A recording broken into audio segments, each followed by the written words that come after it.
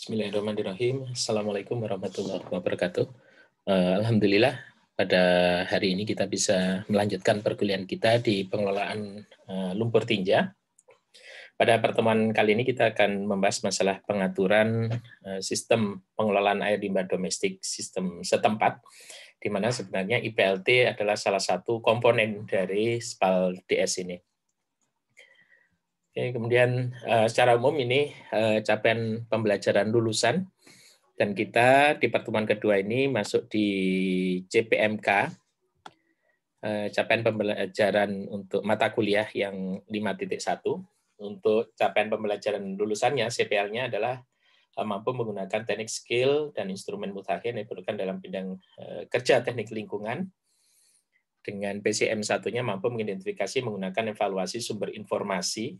Ya, di sini ada berupa publik, internet, jurnal standar, dan seterusnya.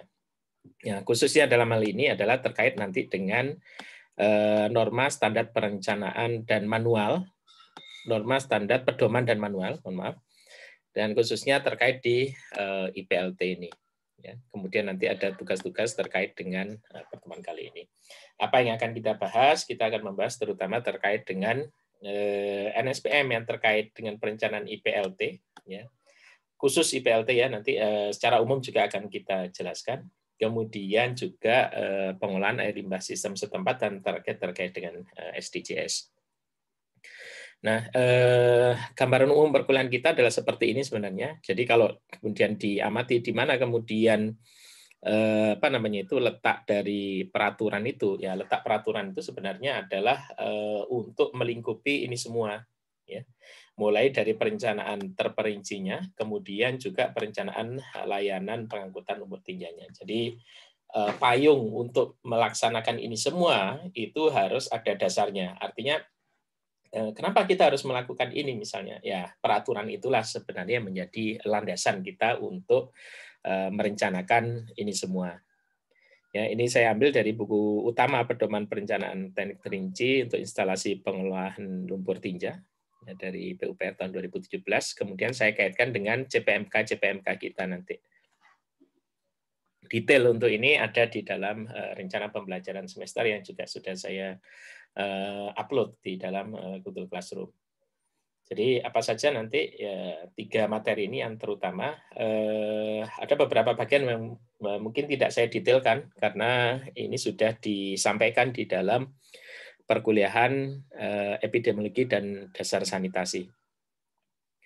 Oke, yang pertama adalah ini adalah problem kita bersama. Jadi pengaturan itu diperlukan karena kemudian ternyata di kondisi lapangan, kondisi sanitasi kita itu belum terlalu baik, khususnya di dalam pengelolaan air limbah, ya, air limbah domestik, ya. Di dalam pengelolaan air limbah domestik kita lihat bahwa apa yang disebut dengan open defecation atau buang air besar sembarangan itu masih banyak ditemui di masyarakat. Ya, misalnya saja ini WC helikopter plunglap atau overhang latrine ini misalnya, ya, banyak masih dijumpai di sungai-sungai misalnya, tapi sungai meskipun sekarang sudah tidak sebanyak dulu lagi. Kemudian adanya aktivitas di sepanjang sungai, ya, kalau dilihat ini modelnya seperti di daerah Kalimantan misalnya, di perairan Kalimantan, ya. Jadi ada sarana untuk WC, sementara di sini dipakai juga untuk cuci, ya, aktivitas cuci, ada juga untuk aktivitas mandi misalnya. Jadi satu badan air ini masih dipakai untuk MCK. Nah, bangunan yang dibuat bagus pun, ya, misalnya contohnya seperti ini. Kebetulan ini di Aceh sekitar tahun 2007-an lah, ya. Bangunannya bagus, beratap juga dengan konstruksi yang bagus, ini ada pondasi yang bagus, tapi begitu kita masuk ke dalamnya, ya ternyata yang ada adalah sama dengan ini. Ya, overhang latrine ini, ya, kondisinya sama. Ataupun kadang-kadang kalaupun sudah sudah dibangun dengan fasilitas yang baik, ya, ada air, kemudian juga ada WC di sini, ya, tapi orang ternyata lebih suka kembali ke zaman batu karena di sini masih menggunakan batu. Nah, ini beberapa tantangan yang masih kita hadapi, ya. Sampai sejauh ini, sampai sekian tahun kita merdeka, ternyata urusan buang air itu menjadi urusan yang belum terselesaikan juga. Dan baru nanti di tahun-tahun depan ini ditargetkan kalau sudah tidak ada lagi buang air besar sembarangan atau open defecation. Nah, ini beberapa terkait pengaturan dari SPAL, ya, air limbah sendiri secara umum, kemudian nanti ada air limbah domestik, ya, kemudian ada terkait dengan air limbah domestik setempat. Yang pertama adalah ada di dalam Undang-Undang Nomor 17 Tahun 2019 tentang sumber daya air. Nah, kita lihat di sini salah satu bentuk konservasi sumber daya air itu adalah pada pengendalian pencemaran air. Ya, nah pengendalian ini bentuknya nanti bisa bermacam-macam. Ya, salah satunya adalah mencegah pencemar itu masuk ke dalam air. Nah, bagaimana cara pencegahannya? Tentunya dengan melakukan pengolahan sebelum air limbah itu masuk ke badan air. Yang kedua ada di PP 122 tahun 2015 tentang sistem penyediaan air minum. Jadi di dalam penyelenggaraan SPAM, kita ingat SPAM ini satu yang pokok, ya, harus ada seperti itu. Maka mau tidak mau tetap harus memperhatikan penyelenggaraan masalah sanitasi. Ya, untuk apa? Untuk mencegah pencemaran pada air baku dan menjamin keberlanjutan fungsi penyediaan air minum. Ini gunanya. Jadi kalau air minum saja kita dorong tanpa kemudian memperhatikan masalah sanitasi, ini artinya ya kita hanya menyelesaikan sebagian permasalahan saja. Artinya permasalahan tidak tuntas. Kenapa? Karena dengan hanya mengolah di ujung saja, sementara hulunya tidak kita perhatikan, otomatis nanti akan memperberat kerja dari bagian hilir, ya, pengolahan itu. Jadi di sini ada pengelolaan sampah, kemudian ini ada penyelenggaraan sistem pengelolaan air limbah. Kemudian di sini untuk SPAL sendiri ada yang domestik, ada non domestik, kemudian nanti ada peraturan lanjutannya. Ya.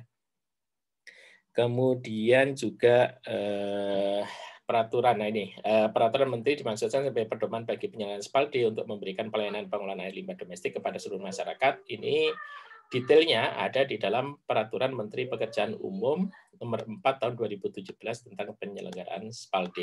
Ya, nanti akan kita lihat peraturan ini terutama terkait dengan teknis-teknis, ya, penyelenggaraan dari pengelolaan air limbah domestik. Oke, kemudian ada Undang-Undang Nomor 28 Tahun 2002 tentang bangunan gedung. Ya, jadi di sini disebutkan sistem sanitasi merupakan kebutuhan sanitasi yang disediakan di dalam dan di luar bangunan gedung. Ya. Untuk memenuhi kebutuhan air bersih, pembuangan air kotor atau air limbah, kotoran sampah serta penyaluran air hujan. Sistem sanitasi pada bangunan gedung dan lingkungannya harus dipasang sehingga mudah dalam pengoperasian dan pemeliharaannya. Tidak membahayakan serta tidak mengganggu lingkungan. Ya, jadi di sini harus ada di dalam gedung itu sarana sanitasi. Ya, entah itu di dalam atau di luar gedung. Kemudian yang kedua di sini pemasangan mudah, kemudian pengoperasian dan pemeliharaannya juga mudah. Ini untuk refleksi juga yang di dalam tugas plumbing bagi yang sudah merencanakan apakah benar bahwa plumbing untuk air kotor itu sudah direncanakan sehingga mudah pemasangannya dan mudah pengoperasian dan pemeliharaannya. Kemudian di dalam PP 36 tahun 2005 tentang peraturan pelaksanaan Undang-Undang Nomor 28 tahun 2002 tentang bangunan gedung, ada bagian keempat persyaratan keandalan bangunan gedung di paragraf 3. Persyaratan kesehatan, ya, pasal 38. Kemudian di sini bahwa syarat kesehatan itu meliputi penghawaan, pencahayaan, sanitasi, ya, dan bahan bangunan gedung. Ya, untuk memenuhi persyaratan sistem sanitasi, setiap bangunan gedung harus dilengkapi dengan sistem air bersih, sistem pembuangan air kotor dan atau air limbah. Kemudian di sini ada kotoran dan sampah serta penyaluran air hujan. Jadi secara peraturan sudah jelas, ya, tegas di situ disebutkan bahwa sanitasi itu tidak boleh lepas dari bangunan gedung, termasuk di sini sebenarnya adalah pemukiman atau rumah. Kemudian di sini terkait dengan peraturan Menteri Negara Lingkungan Hidup nomor 5 tahun 2012 tentang jenis rencana usaha dan atau kegiatan yang wajib memiliki analisis mengenai dampak lingkungan. Nanti silakan saudara cek lagi di peraturan yang lebih baru ya, apakah ada perubahan terhadap peraturan ini. Ya, saya masih menggunakan yang tahun 2012 bahwa setiap usaha dan atau kegiatan berdampak penting ini wajib memiliki AMDAL. Ya. Kemudian jenis ini tercantum di lampiran 1. Ya, untuk menentukan rencana ini, Pemrakarsana melakukan penapisan, ya, kemudian terhadap hasil penapisan, maka instansi lingkungan hidup pusat, provinsi atau kabupaten kota menelaah dan menentukan wajib tidaknya rencana usaha dan atau kegiatan AMDAL. Nah, ini bisa dilihat besarannya. Misalnya bangunan IPLT, ya, dilihat besarannya apakah luasannya lebih atau sama dengan 2 hektar atau salah satunya ya debitnya lebih besar dari 11 meter kubik per hari.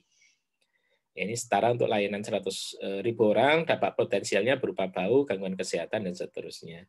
Kemudian ini untuk pembangunan IPAL, dan ini untuk sistem perpipaan air limbah. Nah, fokus kita ada di sini, bahwa di dalam pembangunan IPLT yang memiliki luasan lebih dari sama dengan 2 hektar, atau debitnya lebih dari sama dengan 11 meter kubik per hari, ini wajib untuk menggunakan AMDAL.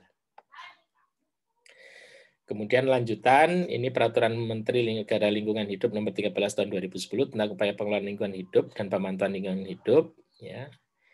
Setiap usaha dan kegiatan tidak termasuk dalam kriteria wajib AMDAL, wajib memiliki UKL-UPL. Nah, artinya tadi kalau debitnya 11 meter kubik per hari, maka IPLT itu ya wajib untuk UKL-UPL seperti itu, walaupun tidak wajib AMDAL. Kemudian di dalam Peraturan Menteri Lingkungan Hidup dan Kehutanan Nomor 68 Tahun 2016 tentang baku mutu air limbah domestik, di sini disebutkan pemerintah daerah provinsi dalam menetapkan baku mutu air limbah domestik yang lebih ketat. Ya, kemudian pemerintah pusat, pemerintah daerah provinsi, dan pemerintah daerah kabupaten dalam menerbitkan izin lingkungan SPPL dan atau izin pembuangan air limbah. Kemudian penanggung jawab usaha dan atau kegiatan pengolahan air limbah domestik dalam menyusun rencana pengolahan air limbah domestik dan menyusun dokumen lingkungan hidup. Ini masih terkait dengan peraturan yang sebelumnya. Jadi tidak hanya sekedar kita mengikuti baku mutu, tetapi baku mutu itu sendiri bisa jadi lebih ketat ditetapkan oleh pemerintah daerah. Kemudian untuk pembuangan limbahnya harus mengajukan izin ini, izin lingkungan, ya, dan atau izin pembuangan air limbah.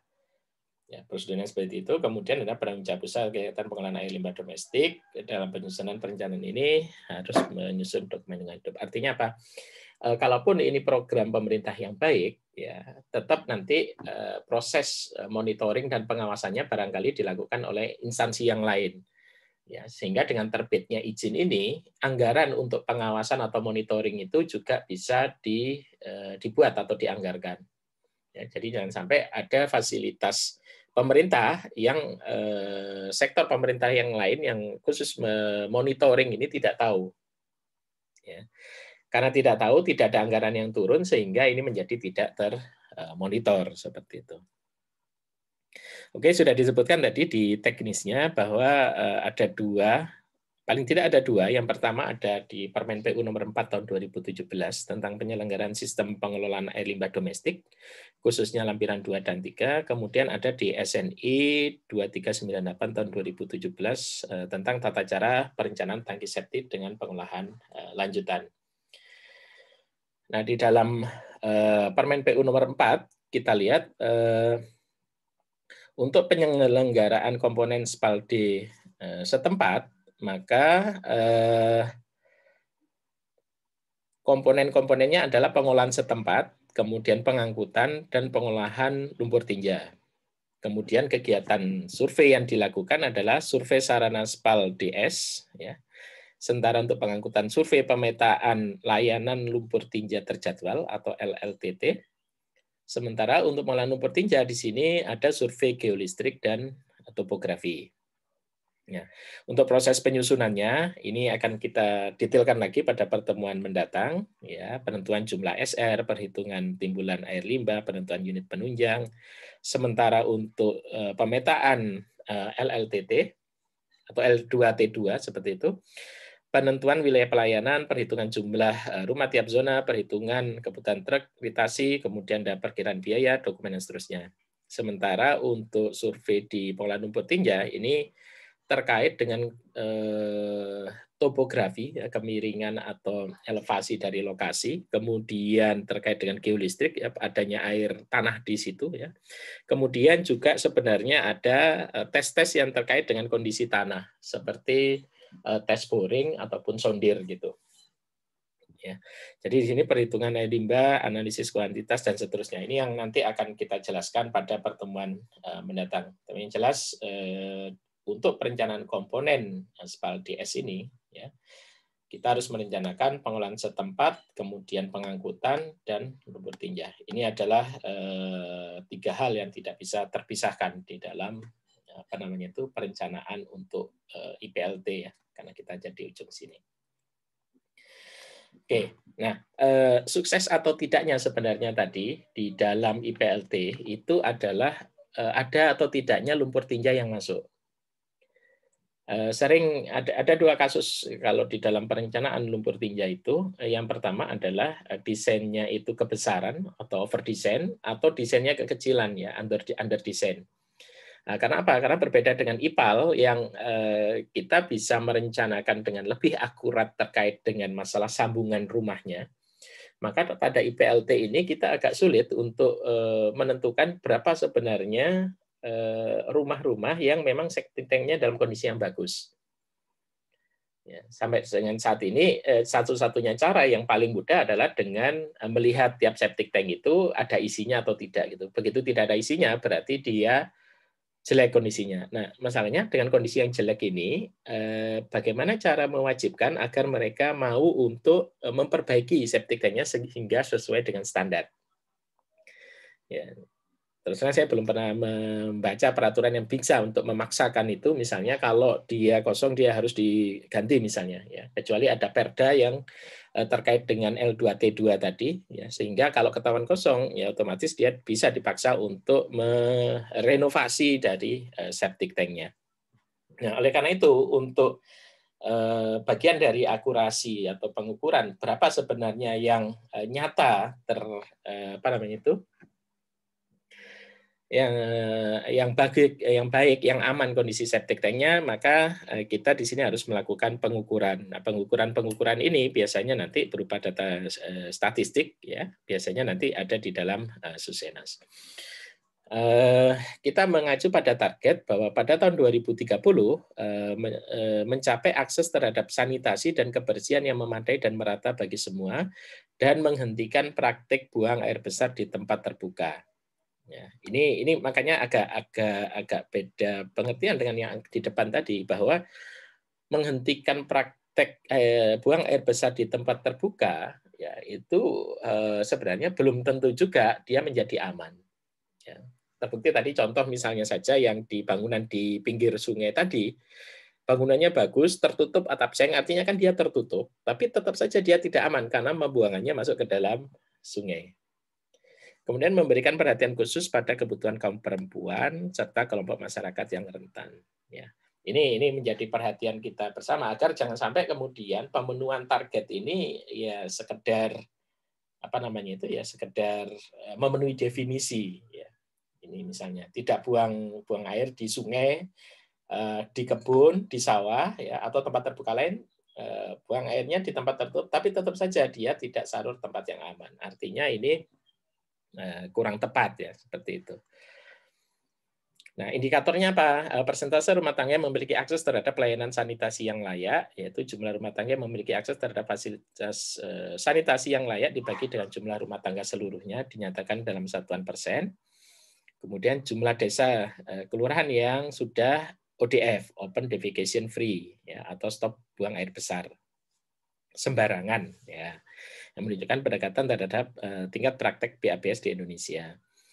Kemudian persentase rumah tangga yang terlayani sistem pengelolaan air limbah terpusat yang menunjukkan akses sanitasi yang aman. Jadi aman itu ya kalau dia menggunakan sewerage system, yang kedua kalau dia menggunakan septic tank, yang septic tank ini sebenarnya rutin untuk kemudian dikuras. Kemudian persentase rumah tangga yang terangani sistem pengolahan lumpur tinja yang menunjukkan akses sanitasi aman sistem setempat, yaitu persentase rumah tangga menggunakan fasilitas tempat buang air besar sendiri dengan jenis kloset leher angsa yang tersambung dengan tangki septik dan disedot minimal sekali dalam jangka waktu 5 tahun terakhir. Ya, jadi seperti ini. Ada dua macam akses ya. Ada akses layak, akses aman. Atau saya ke sini dulu deh. Jadi ladder atau tangganya itu mulai dari BABS, buang air besar sembarangan, yaitu definisinya pembuangan tinja manusia di ladang, hutan, semak-semak, perairan terbuka, pantai, ya, ruang terbuka lainnya atau bersama dengan sampah. Kemarin sudah saya singgung untuk ini. Kemudian naik dari BABS menjadi tidak layak, yaitu menggunakan jamban cemplung atau jubluk tanpa penutup ataupun pijakan jamban ataupun pijakan, ya. Jamban helikopter, overhang lantern, ataupun menggunakan bucket lantern, ya, artinya menggunakan jamban ember. Ini tidak layak semuanya. Nah, kemudian naik lagi menjadi terbatas. Terbatas itu penggunaan fasilitas yang layak, yang penggunanya berbagi dengan 2 atau lebih rumah tangga. Ya, penggunaan fasilitas yang layak. Ya, yang layak itu yang seperti apa? Nah, coba nanti kita lihat. Penggunaan fasilitas yang layak yang digunakan tanpa berbagi dengan rumah tangga. Jadi antara dasar dan terbatas ini adalah masalah share facilities-nya. Ya, kalau dia masih dibagi dengan orang lain, ini masuk terbatas. Kalau kemudian sarana ini hanya dipakai sendiri, ini masuk dasar. Kemudian yang aman ini penggunaan fasilitas layak yang digunakan tanpa berbagi dengan rumah tangga yang lain, tinja dibuang dan diolah dengan aman di tempat atau diangkut di luar lokasi. Ya, ini beda gini. Kalau kita bagi, ya seperti ini. Ada aman yang paling tinggi, kemudian dasar, terbatas. Yang ini yang coba kita hilangkan. Nah, kembali lagi tadi di sini bahwa di komponen untuk yang layak itu apa saja? Kloset leher angsa, ya, itu yang layak. Sama ya, di sini juga kloset leher angsa. Pada bagian bangunan bawahnya, di sini menggunakan septic tank atau sistem pengolahan air limbah, ya, atau SPAL. Sementara kalau di pedesaan ini masih diperbolehkan menggunakan lubang tanah, ya, jubluk lah seperti itu. Tetapi ininya itu menggunakan leher angsa. Sedangkan yang aman hanya ada 2, yaitu tangki septik atau sistem pengolahan air limbah dengan perpipaan ya, kan dengan perpipaan seperti itu. Nah, penggunanya digunakan oleh rumah tangga sendiri atau bersama dengan rumah tangga lain tertentu. Ya, tidak di-share secara banyak, misalnya 2 keluarga gitu misalnya.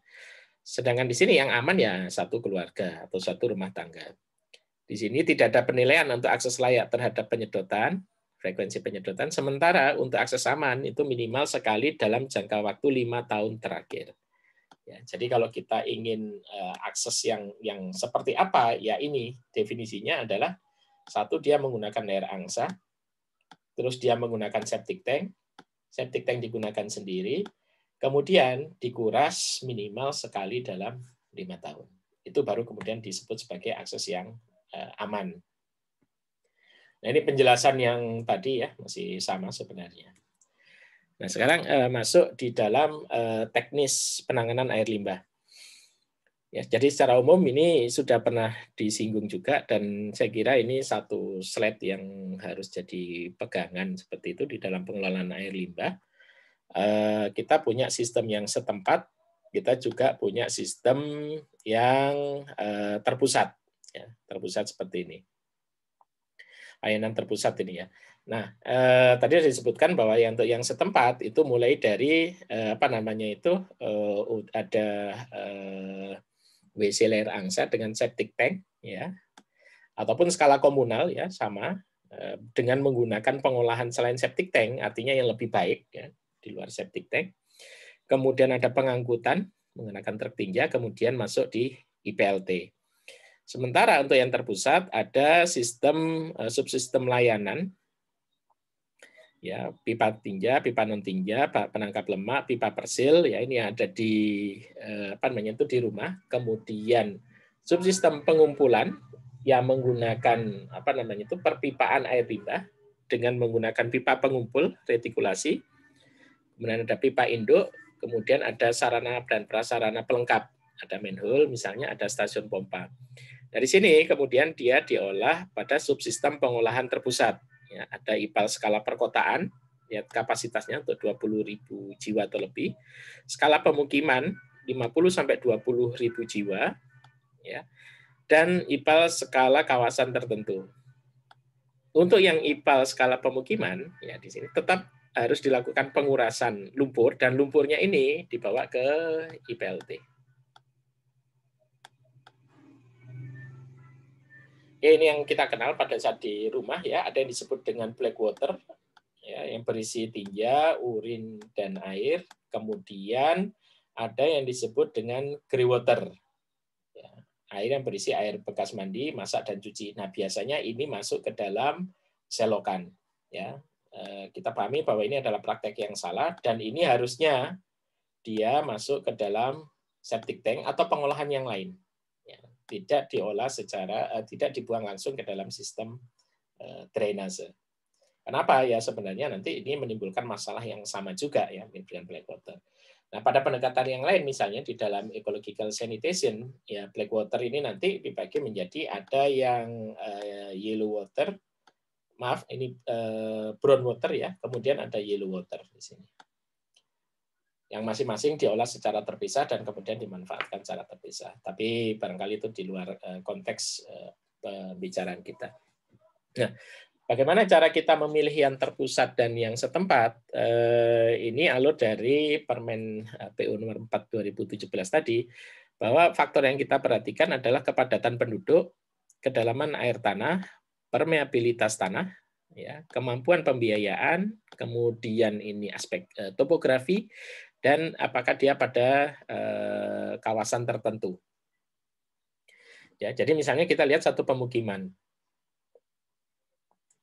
Kalau dia bukan pemukiman, artinya dia kawasan tertentu, misalnya kawasan industri, atau kemudian di situ kawasan perdagangan, atau dia kawasan wisata misalnya. Maka perencanaannya menjadi SPAL terpusat untuk skala kawasan tertentu. Sementara kalau dia kawasan pemukiman, ya perumahan, apakah kemudian dilihat apakah kepadatannya lebih dari 15.000 jiwa per kilometer persegi? Ya, kalau tidak, ya artinya penduduknya jarang, densitasnya jarang, kita menggunakan SPAL setempat. Kemudian kalau iya, kita lihat apakah muka air tanahnya kurang dari 2 meter. Kalau tidak, kita pakai SPAL setempat. Ya, muka air tanah kurang dari 2 meter artinya dangkal gitu. Kalau dia dangkal, ya kita lihat sekarang permeabilitasnya. Ya, apakah permeabilitasnya kurang dari 5 kali 10 pangkat minus 4? Ya, kalau tidak, kita pakai SPAL setempat. Kalau iya, kita lihat kemampuan pembiayaan Pemda. Kalau memang tidak mampu membiayai, lagi-lagi menggunakan SPAL setempat. Tapi kalau ada dana misalnya bantuan, ya, sehingga ada kemampuan, dilihat kemiringan tanahnya, lokasinya. Ya, kemiringan lokasinya misalnya lebih dari 2%, maka SPAL skala perkotaan. Kalau tidak, kita bisa menggunakan SPAL skala pemukiman. Atau kemudian di sini dirasakan itu ada kebutuhan untuk peningkatan dari kualitas pengolahan misalnya. Ya, maka dilihat lagi di sini, lihat topografinya, ya bisa masuk ke SPAL skala pemukiman atau SPAL terpusat skala perkotaan. Ini kurang lebih karakteristik dari lumpur tinja. Jadi menurut Balai Pelatihan Air Bersih dan Penyihatan Lingkungan Pemukiman, ya ada 4 macam sebenarnya ya untuk lumpur tinja ini. Yang pertama adalah lumpur tinja segar yang usianya kurang dari 8 jam. Ya. Kemudian night soil, yaitu lumpur tinja yang telah mengalami proses dekomposisi sekitar seminggu, gitu. Dia disebut sebagai night soil. Kemudian septage, ini kalau dia sudah usianya sudah 1 sampai 3 tahun, ya. Kemudian ada yang disebut dengan sludge, yaitu lumpur tinja yang telah mengalami dekomposisi pada IPLT dan yang khusus dibangun untuk pengolahan itu. Sehingga pada saat lumpur apa yang dikuras dari septic tank itu adalah septage, ya. Septage.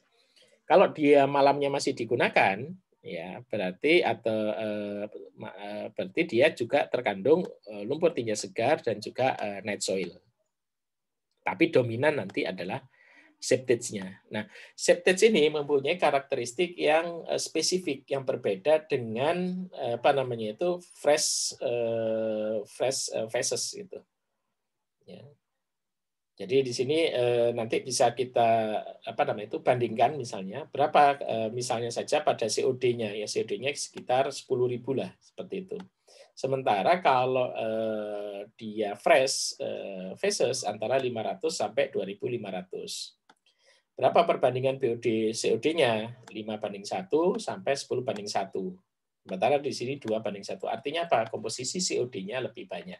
Nah, kenapa ini terjadi? Ya karena dekomposisi itu sudah terjadi di situ. Demikian pula dengan konsentrasi amonium, ya, sebagai N di sini. Kemudian ada total solid, ya. Kemudian ada suspended solid. Yang ini kalau kita bandingkan, ini karakteristiknya jauh lebih seram lah atau lebih kuat seperti itu. Ini baku mutu yang tadi sudah disebutkan. Baku mutu ini untuk air limbah untuk air limbah domestik, ya. Kemudian di sini keterangan rumah susun, penginapan, asrama dan seterusnya lah, hampir semua yang berkarakteristik domestik. Ya, ada pH, BOD, COD, TSS, minyak lemak, amonia, koliform dengan debit kurang lebih 100 liter per orang per hari. Nah, ini sedikit saja untuk perencanaan tangki septik, ya. Nanti bisa dibaca di SNI 2017 itu. Jadi apa itu tangki septik? Suatu ruangan kedap air yang terdiri dari satu atau beberapa kompartemen yang berfungsi menampung dan mengolah air limbah rumah tangga dengan kecepatan aliran yang lambat, sehingga memberi kesempatan untuk terjadi pengendapan terhadap suspensi, benda-benda padat, dan kesempatan untuk menguraikan bahan-bahan organik oleh jasad anaerobik membentuk bahan-bahan larut, air, dan gas. Jadi yang pertama syaratnya adalah ruangan itu kedap air, artinya tidak bocor. Ya. Jadi kalau nanti dia air aja bocor, ya kemungkinan lumpur juga bisa akan habis. Kemudian dia menampung mengolah air limbah rumah tangga dengan kecepatan aliran yang lambat. Ini syaratnya. Kalau kita pernah belajar atau sedang belajar satuan operasi tentang sedimentasi, maka salah satu syarat dari sedimentasi adalah kecepatan aliran itu harus lambat. Selambat apa? Ya kurang lebih sekitar 0,1 meter per second misalnya saja. Ya, sangat lambat. Dengan lambatnya itu dia berkesempatan untuk mengendap. Ya. Kemudian setelah dia mengendap, maka di sini dimungkinkan oleh penguraian bahan-bahan organik oleh jasad anaerobik membentuk bahan-bahan larut dan gas. Ya, pertama kali diperkenalkan sekitar 1860 oleh M. Morris di Prancis dengan Morris Automatic Scavenger. Kemudian pemberian nama septic tank itu dari Donald Cameron pada 1895, kemudian mulai digunakan di Amerika sekitar 1895, tapi diperlukan 60 tahun lagi untuk menjadikan proses lanjutan dari septic tank ini menjadi satu proses yang umum, ya, umum untuk digunakan. Nah, di kita di sini menggunakan SNI yang terbaru 2398 dan 2017 ini menggunakan tidak hanya septic tank tetapi juga pengolahan lanjutannya. Oke, ini sedikit mereview bahwa proses yang terjadi tadi sebutkan adalah sedimentasi, kemudian proses biofisik kimia. Nah, proses yang lain adalah flotasi lemak dan material lain ke permukaan air. Untuk desain tangki septic tank, tipe septic tank ini berdasarkan sumbernya ada yang sistem yang tercampur dan sistem yang terpisah. Jadi yang tercampur itu air limbahnya berasal dari black water dan grey water, sementara yang terpisah ini hanya berasal dari black water. Sementara berdasarkan ruangnya ada single chamber dan double chamber. Ya, kira-kira seperti ini untuk yang satu kompartemen ya ruangnya. Walaupun kelihatan terpisah, ini tetap sebenarnya hanya satu ruang saja ya. Ini kenapa dibuat kemudian di sini ada baffle di sini, ini untuk mencegah bahwa flotasi dari lemak ya itu nanti ikut terbawa Jadi backup untuk T ini. Ya. Yang double chamber terlihat apa namanya itu untuk lumpurnya dia punya 2 ruang seperti ini. Ya, ada baffle, kemudian ada celah baffle seperti ini. Ya, tampak atasnya mirip, tetapi kalau saudara lihat di potongannya ini memberikan bentuk yang berbeda. Oke, saya tidak masuk di perhitungan ini, sudah di dalam mata kuliah EDS. Saudara bisa amati nanti untuk perhitungannya seperti apa ya detailnya. Oke, permasalahannya apa? Satu, kebanyakan hanya di septic tank-nya, tetapi post septic tank-nya tidak kita perhatikan. Kemudian yang kedua, permasalahannya titiknya tersebar, ya, sehingga kontrol kita menjadi sulit. Ya. Kemudian berpotensi mencemari air tanah, baik dari kebocoran tangki septik atau effluent tangki septik itu sendiri. Nah, kalau kita perhatikan misalnya saja effluent dari septic tank, ya ini masih belum memenuhi baku mutu. Ya, masih belum memenuhi baku mutu. Sehingga di sini perlu pengolahan lanjutan. Nah, pengolahan lanjutan itu biasanya kita gunakan yaitu sumur resapan septic tank. Ya, agak berbeda dengan sumur resapan yang berasal dari air hujan nanti. Dilakukan pengolahan lanjutan, misalnya infiltrasi pada air tanah, ya, sumur resapan tadi. Kemudian untuk meningkatkan kualitas effluent perlu dicari alternatif pengolahan selain dengan septic tank. Ya.